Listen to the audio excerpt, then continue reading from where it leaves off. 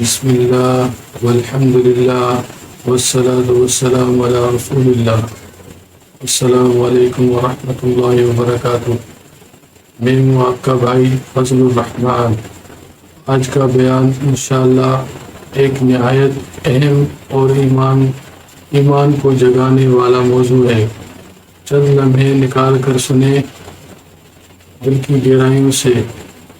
اللہ کرے یہ باتیں ہمارے دلوں میں اتر جائیں، آمین۔ میرے بھائیوں، دوستوں، بزرگوں، زندگی کا سب سے قیمتی لمحہ وہ ہوگا جب ہم قبر سے اٹھنے کے بعد ایک فرشتہ آواز دے گا، اے اللہ کے نیک بندے، اللہ تم سے راضی ہو گیا۔ بس وہ لمحہ ساری دنیا کی کامیابی سے بہتر ہوگا۔ قرآن میں اللہ تعالیٰ فرماتے ہیں وَرِضْوَانٌ مِّنَ اللَّهِ أَكْبَرُ، یعنی اللہ کی رضا سب سے بڑی نعمت ہے۔ جب اللہ راضی ہوتا ہے دنیا میں سکون ہوتا ہے، دل کو اطمینان ملتا ہے، قبر باغ بن جاتی ہے، قیامت آسان ہو جاتی ہے، اور جنت وہ بھی بغیر حساب کے۔ اللہ پاک کیسے راضی ہوگا؟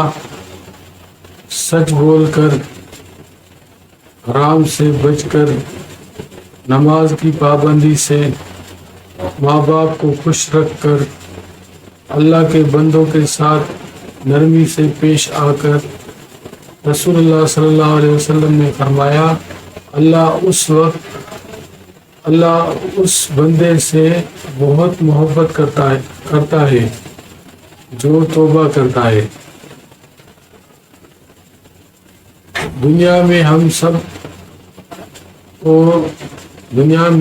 سب کو راضی کرتے ہیں، مالک، بیوی، بچے، دنیا والے، مگر کبھی سوچا ہم نے اپنے رب کو راضی کرنے کے لیے کیا کیا؟ اللہ کے راضی ہونے کے بعد اگر پوری دنیا ناراض ہو بھی جائے تو کوئی فرق نہیں پڑتا۔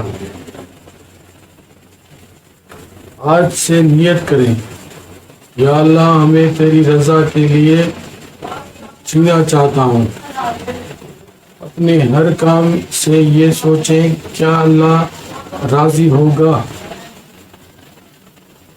ہر نماز کے بعد یہ دعا کریں اے اللہ میں تجھ سے تیری رضا اور جنت مانگتا ہوں۔ اللہ ہمیں اپنی رضا نصیب فرمائے اور ہمارے دل کو اپنے قریب سے روشن کر دے، آمین یا رب العالمین۔ وآخر دعوانا ان الحمد للہ رب العالمین۔